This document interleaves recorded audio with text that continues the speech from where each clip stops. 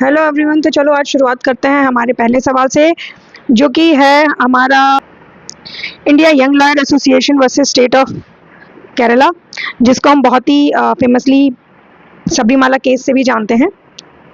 तो ये उसी जजमेंट से हमारा सवाल लिया गया है। ये जजमेंट है 2019 का सुप्रीम कोर्ट का, और यह पैराग्राफ है जो लिया गया है, जो कहता है Our society is governed by constitution. The value of constitutional morality are non-derogable entitlement. Notions of purity and pollution, which stigmatize individuals, can have no place in the constitutional regime. Regarding menstruation as polluting or impure, and worse, still imposing exclusionary disability on the basis of menstrual status is against the dignity of women, which is guaranteed by the Constitution. Practices which legitimize menstrual taboos due to notions of purity and pollution limits the ability of menstruating women to attain the freedom of movement, the right to education, and the right of entry to place of worship, and eventually their access to public sphere. Women have right to control their own bodies. The menstrual status of women is an attribute of her privacy and person. Women have constitutional entitlement that their biological process must be free from social and religious practices, which enforce segregation and exclusion. These practices result in humiliation and the violation of dignity. Article 17 prohibits the practice of untouchability, which is based on notion of purity and impurity. Article 17 certainly applies to untouchability practice in relation to lower caste, but it will also apply to the systematic humiliation, exclusion, and subjugation faced by women. Prejudice against women based on notion of impurity and pollution associated with menstrual is symbol of exclusion. The social exclusion of women based on menstrual status is but a form of untouchability, which is an anathema to constitutional value. As an expression of an anti-exclusion principle, Article 17 cannot be read to exclude women against whom social exclusion of the worst kind has been practiced and legitimized by on notion of purity and pollution. Article 17 cannot be read in restricted manner, but even if Article 17 to be read to reflect a particular form of untouchability, that article will not exhaust the guarantee against the other forms of social exclusion. The guarantee against the social exclusion would emanate from other provisions of Part 3, including Article 15, 2, and 21. Exclusion of women between the age group of 10 and 50 based on their menstrual status from entering the temple in Sabrimala can have no place in a constitutional order founded on liberty and dignity. पढ़ने से पहले हम इस case को थोड़ा समझ लेते हैं। तो बेसिकली इस केस में जो 5 मुख्य पॉइंट्स थे जिन पे आर्गुमेंट किया गया था, पहला ये था कि क्या किसी भी मेंस्ट्रुएटिंग वुमेन की एंट्री सबरीमाला मंदिर में अगर की जाती है तो क्या वो उसकी right to equality, right against discrimination और एबोलिशन ऑफ टचबिलिटी के खिलाफ है। दूसरा था कि क्या जो भगवान अयप्पा के डिवोटीज हैं वो एक अलग संप्रदाय बनाते हैं सो दैट कि उनका एक ऑटोनॉमी बन जाए कि उनकी पूजा किस तरह करनी है या वो अपने अफेयर्स को खुद से मैनेज कर सकें। तीसरा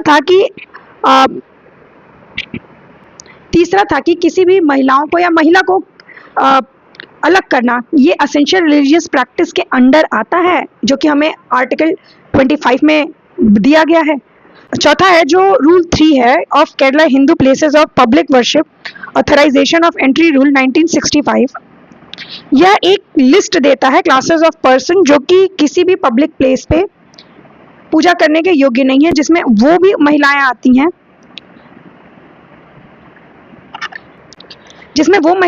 हैं, जो कि कस्टम और यूजेस के अनुसार उस अवस्था में नहीं है जिसमें वो किसी भी मंदिर में पूजा कर सकें या किसी भी रिलीजियस प्लेसेस पे जा सकें। तो इसी बेसिस पे चौथा क्वेश्चन ये था कि जो रूल 3 है इस रूल का, वो क्या परमिट करता है कि एक विशेष संप्रदाय बनाकर किसी भी महिला को वहां पे बैन किया जा सके। पांचवा है कि क्या पब्लिक वर्शिप रूल को यह अलाउ किया जाए कि वो कस्टम जो कि पेरेंट लेजिस्लेशन के अगेंस्ट जाता है वह इस प्रकार के डिस्क्रिमिनेटिव प्रैक्टिस को अलाउ करे या नहीं। तो बेसिकली हुआ ये कि अगस्त 2016 में सुप्रीम कोर्ट ने नोटिस जारी की सारे पार्टीज को, और जो मैटर है वो 3 जज की बेंच को रेफर किया गया। पर 2017 में कोर्ट को लगा कि इसे एक बड़े बेंच की तरफ देना चाहिए, तो इन्होंने इस केस को 5 जज बेंचेस के पास भेज दिया और सितंबर 28, 2018 को 4:1 की मेजोरिटी से prohibition of women at the Sabarimala temple को अनकॉन्स्टिट्यूशनल घोषित कर दिया गया।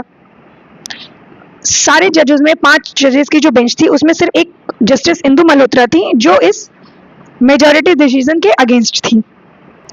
तो बेसिकली ये हमारा एक केस समरी था। अब चलते हैं हम क्वेश्चंस की तरफ।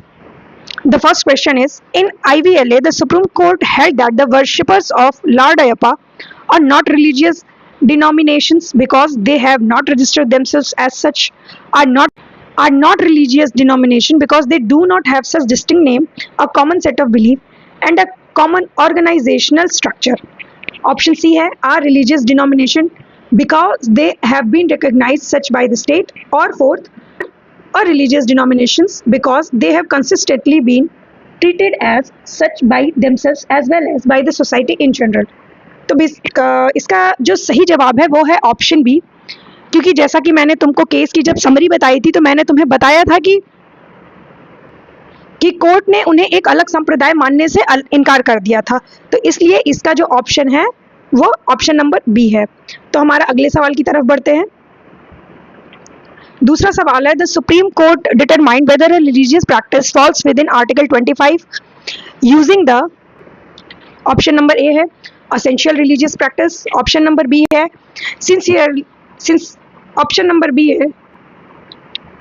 ऑप्शन नंबर बी है sincerity of belief test, option number C है प्रोपोर्शनैलिटी टेस्ट, और ऑप्शन नंबर डी है कॉन्स्टिट्यूशनल मोरालिटी टेस्ट। तो जो क्वेश्चन नंबर 2 का सही आंसर है कि ये रिलीजियस प्रैक्टिस टेस्ट है। अब हम ये समझते हैं कि ये असेंशियल रिलीजियस प्रैक्टिस टेस्ट होता क्या है। देखो, जैसा हम सबको पता है कि इंडियन कॉन्स्टिट्यूशन के आर्टिकल 25 से 28 तक हमें fundamental right of freedom of religion का है, जो कि कुछ रीजनेबल रिस्ट्रिक्शन के साथ है। तो जब ऐसा होता है कि कोई भी रिलीजियस प्रैक्टिस और फंडामेंटल राइट के बीच कोई कन्फ्लिक्ट होता है, तो वहाँ पे इस चीज़ को डिटरमाइन करने के लिए हम डॉक्ट्रिन ऑफ एसेंशियलिटी को यूज़ करते हैं। पहले डॉक्ट्रिन ऑफ एसेंशियलिटी जो इन्वेंट हुई थी वो सुप्रीम कोर्ट में 7 जजों की बेंच ने इन्वेंट की थी इन द केस ऑफ शिशु